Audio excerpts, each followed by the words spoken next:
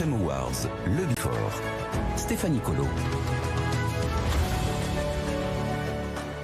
À l'instant sur le plateau, Carole Juge-Lewelyn. Bonjour. Bonsoir. Vous êtes fondatrice de June, la marque de produits d'hygiène et de soins. Et Moussa Camara, bonsoir. Bonsoir. Vous êtes le fondateur de l'association Les Déterminés qui soutient les entrepreneurs dans les banlieues et les milieux ruraux.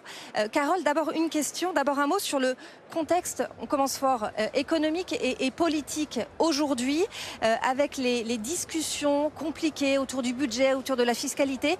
Comment vous regardez ça de votre point de vue d'entrepreneur ? Les entrepreneurs de la French Tech sont pas différents de tous les Français. Ils sont tous inquiets parce que je pense que tout le monde aujourd'hui en France est assez inquiet. Est-ce qu'on va avoir un budget ? Qu'est-ce qu'il va y avoir dans ce budget ? Je pense que les entrepreneurs ont un peu le sentiment de ne pas être ni écoutés ni soutenus. Il y a un vrai manque d'éducation autour de c'est quoi finalement le travail qu'on fait.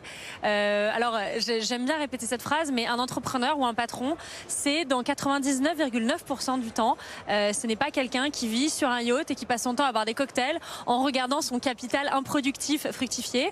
C'est quelqu'un qui est tous les jours à côté de ses salariés, qui est au charbon et qui travaille dur. Et c'est vrai que j'aime bien rappeler cette phrase, c'est que rendre les riches moins riches n'a jamais rendu les pauvres moins pauvres. Et en fait, je pense que le vrai problème auquel il faut s'attaquer, c'est celui-là. Aujourd'hui, de nombreux entrepreneurs sont inquiets, mais comme les Français. Carole, est-ce que, selon vous, on écoute suffisamment les entrepreneurs aujourd'hui dans le débat public ? On a vu à l'Assemblée nationale le débat autour de la taxe Zuckman. Est-ce que vous avez eu l'impression qu'on tapait sur les entrepreneurs, sur les chefs d'entreprise ? Je pense que notre classe politique souffre d'un problème qui est la méconnaissance du milieu entrepreneurial, du milieu de l'entreprise pour beaucoup d'entre eux. Et je dis ça sans aucune amertume. Moi, j'étais prof dans ma vie d'avant et la seule entreprise privée dans laquelle j'ai travaillé, c'est la mienne. Donc, je pense qu'il y a une vraie volonté d'éducation des entrepreneurs. Je sais que pendant la précédente campagne présidentielle, dans le cadre de France Digital, de mandat à France Digital, on a fait beaucoup de lobbying pour expliquer aux candidats à l'élection présidentielle, qui n'étaient pas du tout d'ailleurs de mon bord personnel, pour leur expliquer qu'est-ce qu'il fallait faire en termes d'innovation pour essayer de favoriser justement l'innovation, les startups dans les prochaines années. C'est un vrai travail de lobby et d'éducation de la classe politique. Je pense qu'aujourd'hui, on a une classe politique qui est très fragmentée, dans laquelle il y a énormément de gens qui ne savent pas ce que c'est que de travailler dans une entreprise et qui ont encore une fois cette vision complètement romanticisée de qu'est-ce qu'un patron. Et donc, on a beau leur faire passer en commission parlementaire des patrons de différentes tailles, de différentes origines, on a toujours systématiquement l'impression que on est là pour faire de l'argent sur le dos des pauvres gens qui travaillent pour nous.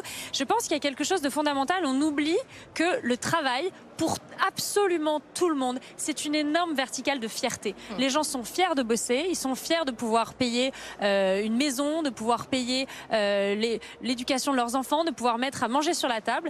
Et je pense qu'aujourd'hui, le travail tel que les Français l'entendent n'est plus assez rémunérateur pour qu'il soit satisfaisant. Et donc, on cherche entre guillemets quelqu'un à qui blâmer et finalement, on va blâmer les patrons alors que malheureusement, j'ai envie de dire, nous on y est pour rien. On est d'ailleurs ceux qui créons le plus d'emplois aujourd'hui en France. Justement, le mot de la fin avec vous, Carole, si vous aviez un conseil à donner ou deux conseils à un entrepreneur qui veut se lancer aujourd'hui. Je vous dirais la même chose on me demande tout le temps quel est le conseil que je donnerais à la Carole qui avait 20 ans. Les choses vont toujours vers le mieux, même si parfois on passe par des phases qui sont plus difficiles.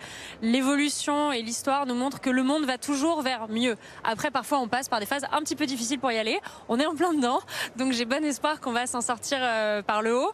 Après, voilà, il faut rester soutien et moteur et se dire qu'on a foi en notre pays et dans notre capacité à rebondir. Et il faut y croire et nous on y croit au BFM Awards. Merci beaucoup à tous les deux d'avoir participé à ce Before. Je vous laisse céder votre place.